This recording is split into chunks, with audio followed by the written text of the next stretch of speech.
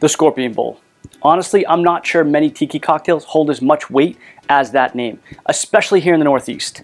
Growing up, if you said a Scorpion Bowl, my mind, and probably those that are similar to me, envision this giant bowl with a flame in the center and 4 straws coming out of it that you basically drink to get drunk. It actually wasn't that good. So instead, today what we're going to be doing is making my version of the Scorpion, and specifically an individual serving, not a punch bowl style. So if you're here for a batched recipe, I'm sorry, you'll have to wait till another video, but if you want to see a kick-ass Scorpion, stay tuned. So let's do this. The Scorpion was created by Victor Bergeron, aka Trader Vic, in the 1950s, although that's a little fuzzy. And it's honestly probably his 3rd most popular cocktail behind the Fog Cutter and the Mai Tai.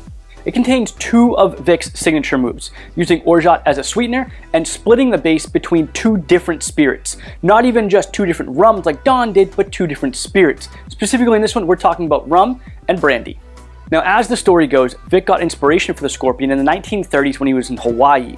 He was served a punch-style cocktail that contained okoleheo, which is basically a kind of bourbon-esque moonshine from Hawaii, and it was served in a crock, and it held 20 gallons.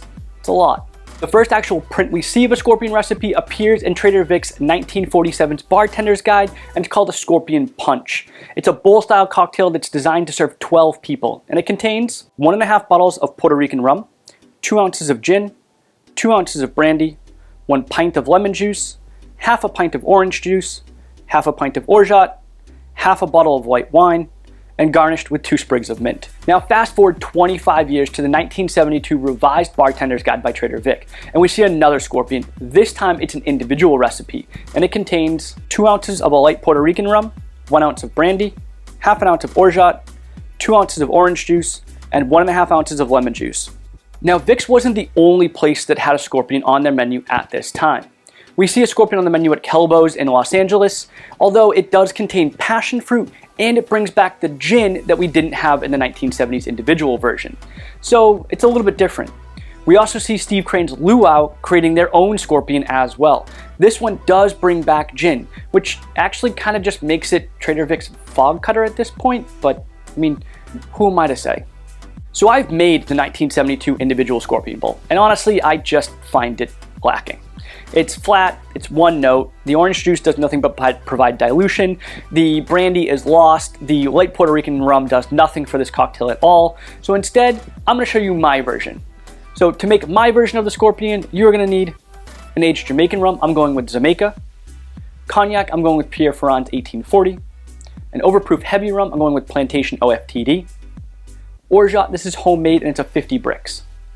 Orange juice, lime juice, my aromatic bitters are the Bitter Truth Company, and a 20% salt solution. So I try to take the best parts of all 3 versions, Vic's, the Kelbo's, and the Luau's, and combine them together. I upgraded the rums to high quality modern rums that we have available to us today, and I made it into a single serving because, well, I'm just one person. So grab your shaking tin and let's do this. In your shaking tin, add 5 drops of salt solution, 3 dashes of aromatic bitters, 3/4 of an ounce or 22.5 milliliters of lime juice, 1 ounce or 30 milliliters of orange juice,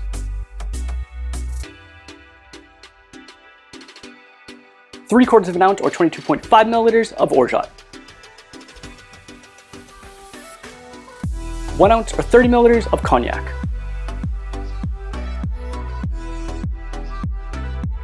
2 ounces or 60 milliliters of an aged Jamaican rum,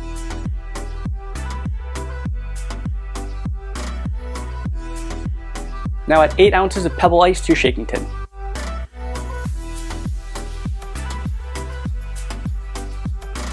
Give it a quick whip shake for about 5 to 8 seconds.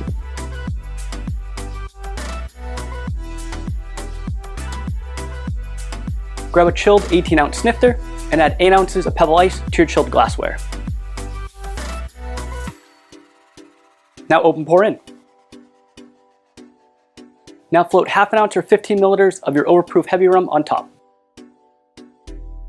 Garnish with a mint sprig and a dehydrated lime wheel soaked in 151. Serve with a straw and light it on fire.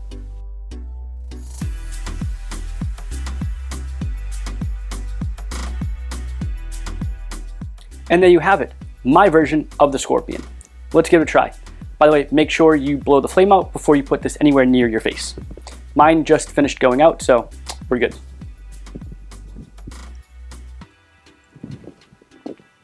So that's everything I want a Scorpion Bowl to be. You get this bright orange flavor right up front. And that's because we're using orange juice with less lime juice. There's also not as much dilution, and we're using a cognac which has these wonderful orange notes to complement it. From there, we get this lovely Jamaican funk that's coming in from our aged Jamaican rum. And I went with that over a light Puerto Rican rum, which is called for in the original one, because honestly, I want it to add flavor. That's what a spirit should do. It should add flavor to a cocktail. So that's why we went with that one. On the back end, you're getting this nuttiness from the Orgeat, and it's so nice on the back end.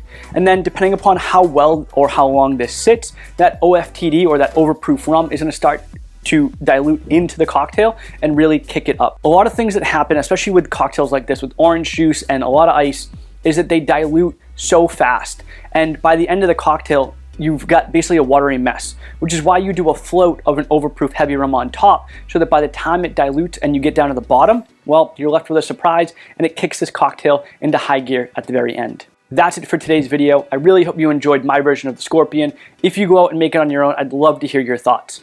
By the way, I do have to say that I did not workshop this cocktail alone. I have a few friends over on Instagram and Discord and a bunch of other places that I sent this recipe to ahead of time and had them basically give me feedback. And so I really appreciate you guys. And I'll drop a couple of your profiles down in the description below. If you want to check out their stuff, they're great mixologists, so please make sure to give them a follow as well. Anyway, thanks so much for watching. I really hope you enjoyed this video. And if you did, please make sure to give it a thumbs up, subscribe to the channel, click that little notification bell, and then follow me over on Instagram at MixingUpTiki. And until next time, you know the deal. Akole Maluna. That's so good.